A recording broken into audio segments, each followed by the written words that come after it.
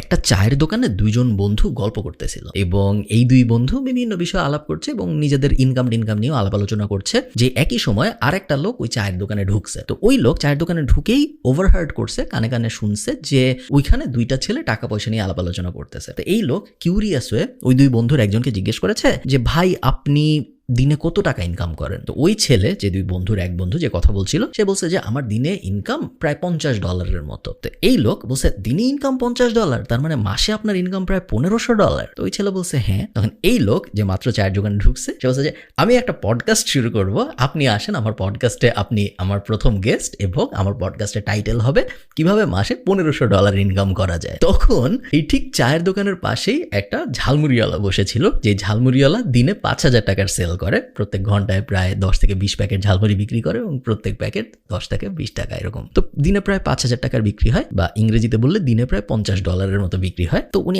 একজনকে ঝালমুড়ি বেচতেছিল, উনি ওটাকে বলল যে মামা এই ছেলেটা $1500 ইনকাম করে, ওকে পডকাস্টের জন্য ডাক দিল, আমিও তো $1500 ইনকাম করি, আমার দিনে 5000 টাকার ঝালমুড়ি বিক্রি হয়, তো আমার মাসে প্রায় $1500 আশপাশে হয়, আমাকে কেন ডাকে না কেউ? যে ঝালমুড়ি কিনতেছিল সে বলল যে আপনাকে ডাকেন না, কারণ আপনি ইনকাম করেন দিনে 5000 টাকার, আর এই ছেলে ইনকাম করে দিনে $50। দুইটা শুনতে একই মনে হয়, কিন্তু দুইটা আসলে এক না। এই গল্পটা আমি আপনাদের এই জন্য বললাম কারণ আমরা অনেকে ডলারকে ওভার ভ্যালু করি। আমি সবসময় মানুষকে বলে আসছি, যদি আপনার ইনকাম হয় মাসে $1000, সেই ক্ষেত্রে আপনার ডলারের আশা বাদ দিয়ে বাংলাদেশি টাকার দিকে যাওয়া উচিত, কারণ $1000 ইন্টারন্যাশনাল স্ট্যান্ডার্ডে কোনো টাকা না। $1000 যদি কারো ইনকাম হয়, বা আমেরিকায় $12,000 $1000 মাসে, সো বছরে $12,000 ইনকাম যদি কারো হয়, সে আসলে হোমলেসের পর্যায়ে পড়ে। আপনারা একটু গুগল করে দেখেন। বাংলাদেশে আমরা ওভার গ্লোরিফাই করি, বাট বাংলাদেশে আমরা জাস্ট ডলারের নেশায় বুঝি না যে $1000 আসলে টাকার অঙ্কতে অত বড় টাকা না। আমি চাই এই জিনিসটা আপনারা একটু ভাবেন। আজকের ভিডিওতে আমরা কিছু আইডিয়াস নিয়ে কথা বলবো, যে আইডিয়াসগুলো স্টুডেন্টরা ইমিডিয়েটলি ইমপ্লিমেন্ট করতে পারে টু স্টার্ট মেকিং মানি। চলুন শুরু করা যাক। এক নম্বর লিস্টে থাকবে 3টা ট্র্যাডিশনাল টিউশনি, অথবা আপনি এখানে বসাইতে পারেন কোনো একটা কফি শপে পার্ট টাইম জব, বা এনি প্লেসে পার্ট টাইম জব। কোন জায়গায় ইম্পর্টেন্ট না, পার্ট টাইম জব। এখানে স্টুডেন্টরা ভুলটা কি করে আমি আপনাদের বুঝাই বলি। স্টুডেন্টরা ভুলটা যেটা করে সেটা হলো তারা ভাবে যে একটা টিউশনি আমি করতেছি, এই টিউশনিটা আমাকে মাসে 5000 টাকা দিচ্ছে, তাহলে আমি কাজ করি, আমি 10টা টিউশনি খোঁজার চেষ্টা করি, তাহলে আমার মাসে ইনকাম হবে 50,000 টাকা। 50,000 টাকা তো খুব ভালো টাকা। সো একটা টিউশনি করলে 5000, 10টায় 50,000, আমি 10টা টিউশনি করি, আমার জীবন সেট। ভুলটা যেটা হয় সেটা হলো ওই 50,000 টাকার চক্করে পরে আপনার যদি 50,000 টাকা ইনকাম হওয়া শুরুও হয়, আপনার ওই পার্ট টাইম ব্যাপারটা আর থাকে না, ওটা ফুল টাইম হয়ে যায়। ওটা যখন ফুল টাইম হয়ে যায়, টিউশনি এমন একটা জিনিস যেখান থেকে আপনি গ্রো করতে পারবেন না। টিউশনি করে কেউ নতুন কিছু শিখে না, বা পার্ট টাইম জব করে কেউ অনেক আহামরি নতুন কিছু শিখে না। তো এই 50,000-এর চক্করে পরে আপনি পার্ট টাইমকে ফুল টাইম যেহেতু বানায় ফেলছেন, আপনার হাতে এখন আর এক্সট্রা সময় নাই। এক্সট্রা সময় যেহেতু আপনার নাই, তো আপনি কোনো বিজনেস দাঁড় করানোর ক্ষেত্রে, বা নিজের নলেজ বাড়ানোর ক্ষেত্রে, বা নিজের স্কিল বাড়ানোর ক্ষেত্রে সময় দিতে পারতেছেন না। তো এই 50,000-এর চক্করে পরে আপনার পুরো জীবনে যে আপনি মাসে 5 লাখ 10 লাখ টাকা কামাই করতে পারতেন, ওই অপরচুনিটিটা পুরো নাই হয়ে যাবে। কোনোদিন আপনি ওটা করতে পারবেন না, জাস্ট বিকজ আপনি শর্ট টার্মে 50,000 টাকার দিকে দৌড়াইছেন। তো আপনার হাতে অপরচুনিটি থাকলেও আপনি কখনো 50,000-এর দিকে যাবেন না, আপনি হাইস্ট 10,000 20,000 25,000-এর দিকে যাবেন। ওইটা পার্ট টাইমে থাকবে, যাতে করে আপনার হাতে এনাফ সময় থাকে, যাতে আপনি ওই এনাফ সময়টা দুইটা কাজে, হয় নিজের স্কিল বাড়ানোর ক্ষেত্রে, অথবা নিজের নলেজ বাড়ানোর ক্ষেত্রে, অথবা একটা ব্যবসা দাঁড় করানোর ক্ষেত্রে আপনি ইনভেস্ট করবেন। অলওয়েজ রিমেম্বার, আপনার মেইন ওয়েলথ আসবে আসলে ব্যবসা বানানোর দিয়ে। আপনার মেইন ওয়েলথ কখনো আসবে না আপনার সময়কে বিক্রি করে টাকা ইনকাম করা দিয়ে। তো সময়কে আমি বিক্রি করবো টাকা ইনকাম করার জন্য, বাট বেয়ার মিনিমাম। যখন আমার মনে হবে যে আমার এনাফ টাকা হয়ে গেছে বাঁচার জন্য, তখন আমি আর আমার এক্সট্রা সময় দিব না। আমার এক্সট্রা সময়টা আমি তখন এই সাইডে দিব, যাতে করে আমার গ্রোথটা এক্সপোনেনশিয়াল হয়। Second, freelancing. Freelancing is glorified চাকরি। আপনি যদি প্যাসিভ জার্নালের স্টুডেন্ট হয়ে থাকেন, আপনি দেখবেন ফ্রিল্যান্সিং নিয়ে আমাদের একটা বিশাল কোর্স আছে, যেখানে আমরা 30 থেকে 35টা স্কিল শেখাইছি। বলে যে কোনো একটা স্কিল যদি আপনি শিখেন, আপনি ফ্রিল্যান্সার হিসেবে কাজ শুরু করতে পারবেন। ওখানে মার্কেট প্লেস নিয়েও ডিটেল ভিডিও আছে। সব স্কিল শিখবেন ফার্স্টে ওই 30টার ভিডিওর কোনো একটা দেখে, এবং তারপর মার্কেট প্লেসের ভিডিওগুলো দেখে আপনি কোনো একটা মার্কেট প্লেসে যাবেন। 2টা মার্কেট প্লেসে মেনলি যাওয়া যায়, হয় আপওয়ার্ক অথবা ফাইবার। 2টার কোনো একটা আপনি যাবেন, মার্কেট প্লেসে যেয়ে আপনি ফ্রিল্যান্সিং শুরু করবেন। বলতে অনেক সহজ, আসলে করতে একদমই এরকম সহজ ব্যাপার না, অনেক সময় লাগে। বাট যেই কারণে আমি এত সিম্পলিফাই করে বলতেছি, কারণ আমি চাই না যে ফ্রিল্যান্সিংও আপনার এন্ড গোল হোক, কারণ ফ্রিল্যান্সিংও কিন্তু আসলে চাকরি। অনেক মানুষ বাংলাদেশে আমি ফ্রিল্যান্সার, আমি নিজের সময়ে কাজ করি, এরকম ঢং করার কারণে অনেকে ধরে নিছে যে ফ্রিল্যান্সিং মানে মনে হয় খুব আহামরি জিনিস। এটা আসলে এমন কোনো আহামরি জিনিস না। এটা মেইনলি একজন বসের বদলে আমার 20টা বস থাকবে, 20টা বস আমাকে 20টা প্রজেক্ট দিবে। 20টা বস পৃথিবীর বিভিন্ন দেশে আছে, এই কারণে ওরা আমাকে অন্য কারেন্সিতে টাকা দিবে। যেহেতু বাংলাদেশের টাকার মান অনেক কম, অন্যান্য কারেন্সির টাকার মান বেশি, তো ওরা যখন $1 দেয়, আমি তখন 100 টাকা পাই। আমার একটু ভালো লাগে। বাট ফ্রিল্যান্সিংও কিন্তু আপনার টাইমের এক্সচেঞ্জেই আপনি টাকাটা পাচ্ছেন। ফ্রিল্যান্সিং আপনার আপনাকে আহামরি ক্রেজি রিচ বানাই দিবে না। ফ্রিল্যান্সিং করে 20 কোটি টাকা একা একা জেনারেট করে ফেলছে এরকম মানুষ বাংলাদেশে নাই। থার্ড, আমি চাই আপনি একজন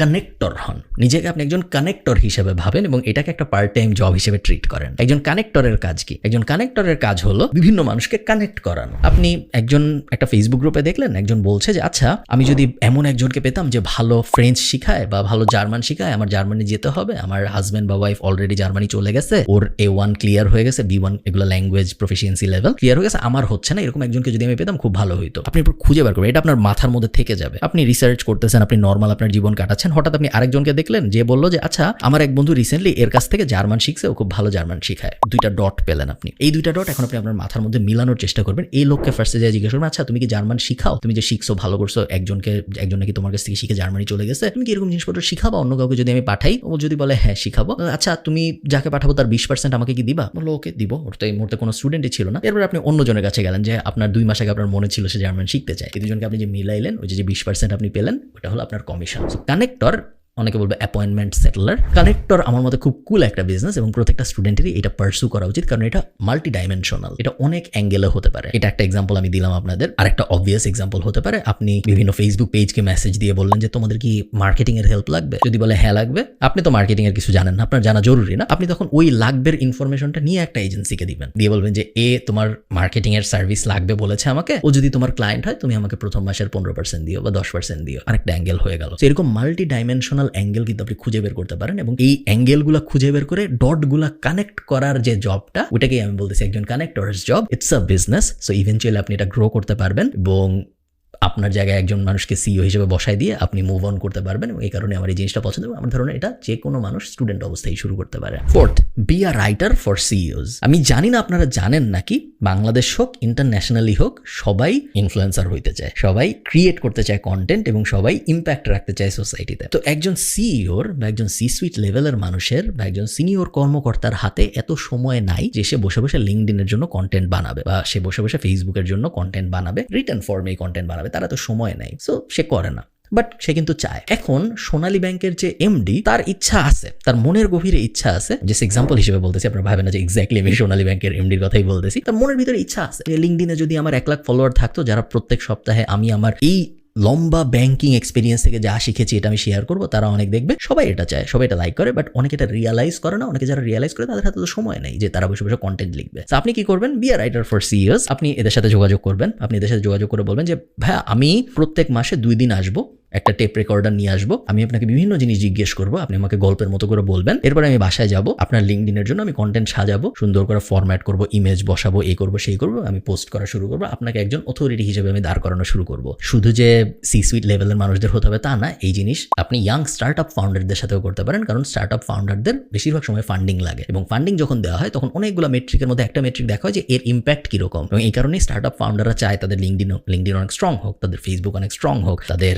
সোসাইটাল অথরিটি ইম্প্যাক্ট অনেক বেশি হোক। সো তাদেরকে আসলে টার্গেট করা যেতে পারে। অনেক মানুষ, ইভেন বেসিক ডক্টরদের বা ইঞ্জিনিয়ারদের, স্পেশালি ডক্টর যাদের সার্ভিস টাইপ বিজনেস আছে, B2C অ্যাঙ্গেল আছে, ডক্টর টাইপ মানুষজন, এদেরকে যদি আপনি অথরিটি বানাতে হেল্প করতে পারেন, আপনার কি মনে হয় না যদি 2টা ডাক্তার থাকে, যার একজনের 1 মিলিয়ন ফলোয়ার ফেসবুকে ভার্সেস আরেকজনের 200, তার মধ্যে 1 মিলিয়ন যার, সে বেশি পেশেন্ট পাবে, কারণ পেশেন্টদের তাদের যখন তাদের প্রবলেমটা হবে তাদের এই ডাক্তারের নামই ফার্স্ট মাথায় আসবে। তো এই ব্যাপারটা যদি আপনি ওই ডাক্তারকে বোঝাতে পারেন, যে কোনো বেনিফিশিয়ারিকে বোঝাতে পারেন, আমি শিওর আপনারা খুব সহজেই তার জবটা পাবেন। এবং এই জবের একটা কুল ব্যাপার হলো আপনি এটাও বলতে পারেন যে আমি 2 মাস ফ্রি করতেছি, কারণ আপনার তো ফ্রি করতে আসলে কোনো টাকা পয়সা খরচ হচ্ছে না। তো আপনি বলতে পারেন আমি 2 মাস ফ্রি করতেছি, আপনি দেখেন আপনার আসলে কোনো লাভ হয় নাকি। যদি আপনার মনে হয় যে আমি আপনার ফেসবুক পেজটা, আপনি একজন ডাক্তার, আপনার সময় নেই, কিন্তু আপনার ফেসবুক পেজটা আমি ম্যানেজ করার কারণে আপনার 2টা কাস্টমার যদি মনে হয় বেশি বাড়ছে, তাহলে 2 মাস পরে আমরা আলাপ আলোচনা করবো না যে কিরকম টাকা পয়সা আপনি আমাকে দিবেন, আপাতত কিছু দিতে হবে না। I think it's a cool business for students, এবং এটাও এমন একটা বিজনেস যেটা actual business, not like freelancing এর মতো কিছু বা টিউশনের মতো কিছু, এটাকেও আপনি গ্রো করতে পারবেন to the moon. 5 number, be an editor for creators. তো এগেইন এইটা এবং লাস্টেরটা 2টা অনেকটা কাছাকাছি। লাস্টেরটা আমরা বলেছিলাম যে কিভাবে আপনি যারা ইনফ্লুয়েন্স চায় তাদেরকে ইনফ্লুয়েন্স পেতে হেল্প করতেছেন। এটা আমি বলতেছি যে যারা অলরেডি ইনফ্লুয়েন্সিয়াল তাদের ইনফ্লুয়েন্স বাড়ানোর ক্ষেত্রে আপনি কিভাবে হেল্প করবেন। আমাকে যদি কেউ একজন এসে বলতো যে ভাই, এই যে দেখেন আমি গত 8 মাস ধরে টিকটক নিয়ে বিশাল রিসার্চ করছি এবং আমার মনে হয় বাংলাদেশে আমি টিকটক নিয়ে যত কিছু জানি এরকম খুব বেশি মানুষ পাওয়া যাবে না। আমি চাই আপনি আপনার চ্যানেলটা আমাকে দেন, আমাকে পারমিশন দেন, আমি টিকটক চ্যানেল গ্রো করবো এবং আমি শিওর আগামী 6 মাসের মধ্যে, গ্যারান্টি তো দিতে পারতেছি না কারণ অ্যালগোরিদম কি করবে এটা কেউ জানে না, বাট আমি মোটামুটি শিওর যে আমি 6 মাসে আপনার টিকটক প্রোফাইলে 1 মিলিয়ন ভিউ এনে দিতে পারবো, 50 মিলিয়ন ভিউ এনে দিতে পারবো, কারণ আমি অলরেডি দেখেন এই 3টা জিনিসে 50 মিলিয়ন ভিউ আনছি। এই কারণের পার্টটা ইম্পর্টেন্ট, এই কারণের পার্টটা অনেক মানুষ মিস করে ফেলে। সো আপনার স্টেপ 1 হলো ফিগার আউট করা যে আপনি কোন ইন্ডাস্ট্রিতে খেলতে চান। টিকটক আমি জাস্ট একটা এক্সাম্পল হিসেবে বলতেছি, টিকটক হইতে হবে জরুরি না, যে কোনো প্ল্যাটফর্ম হইতে পারে। কোন ইন্ডাস্ট্রিতে আপনি খেলতে চান এটা ফার্স্ট আইডেন্টিফাই করা। সেকেন্ড, ওই ইন্ডাস্ট্রিতে নিজের কিছু এক্সাম্পল রেডি করা। আপনি ডাইরেক্ট এসে আরেকজনকে বলতে পারেন না যে ভাই তোমার কাজ আমি এখন থেকে করবো, তোমার কাজ দিয়ে আমি শিখবো যে আসলে আমি যা যা থিওরি পড়ছি তা হয় নাকি, এরকম হলে হবে না। আপনার এক্সাম্পল দেখাইতে হবে যে এই ইনস্টাগ্রাম পেজটা 0 থেকে 10 মিলিয়নে বা 2 মিলিয়নে বা 50,000 সাবস্ক্রাইবারে আমি নিয়ে আসছি গত 6 মাসের ভিতরে, এবং এই 10টা স্ট্র্যাটেজি আমি ইউজ করছি এই 50,000-এর মধ্যে আসতে। এই কারণে তোমারটা আমাকে দেওয়া উচিত, কারণ যেহেতু আমি এই 10টা স্ট্র্যাটেজি ইউজ করে এই ইনস্টাগ্রামকে 0 থেকে 50,000 ফলোয়ারে আনতে পারছি, এই কারণে এই সেম 10টা স্ট্র্যাটেজি ইউজ করে তোমার অ্যাকাউন্টকেও আমি 0 থেকে 1 লাখ ফলোয়ারে নিতে পারবো। এই ফরম্যাটটা ইম্পর্টেন্ট। সেই ফরম্যাটটা ফিগার আউট করে আপনি যদি কাজ করা শুরু করেন, again this can be a very cool business for students. 6th, blogging.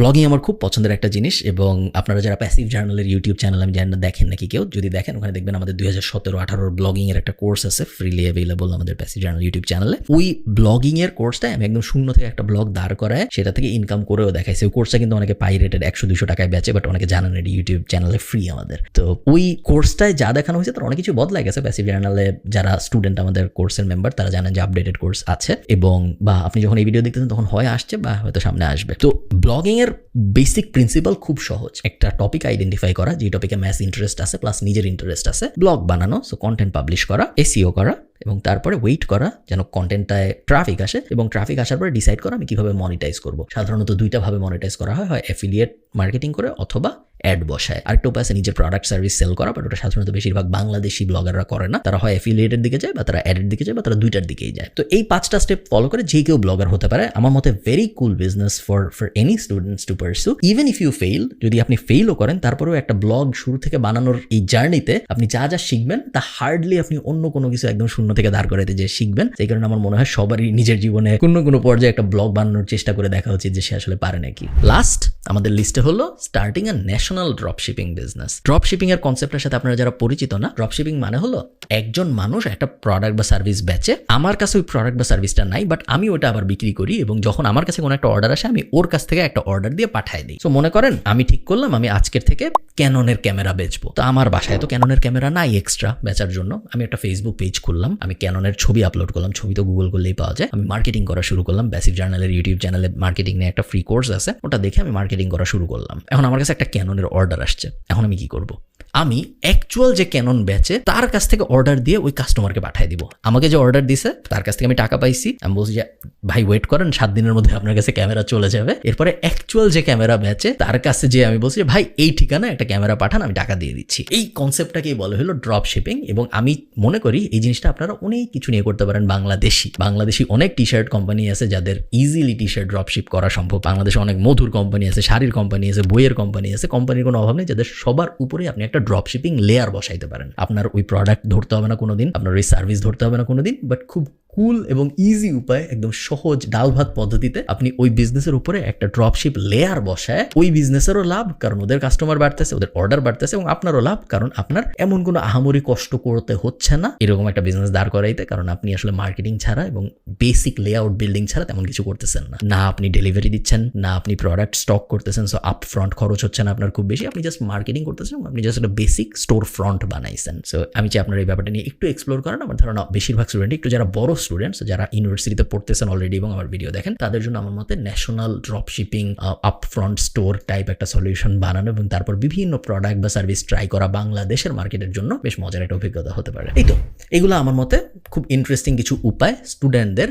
টাকা আয় করার জন্য। আবার আমি মেইন ফিলোসফিটা বলে রাখি আপনাদের, অবশ্যই এন্ড গোল হইল বিজনেস দাঁড় করানো। এন্ড গোল এইটা না যে ইমিডিয়েটলি আমি কত বেশি টাকা আয় করতে পারি, এন্ড গোল হইল প্রপার ফরম্যাটে প্রপার বিজনেস দাঁড় করানো, যেন ইভেনচুয়ালি আমার অনেক টাকা আয় রোজগার হয়। এই ব্যাপারটা আপনারা ভুলবেন না। ভালো থাকেন, সবার সাথে দেখা হবে পরে কোনো একটা ভিডিওতে। টাটা।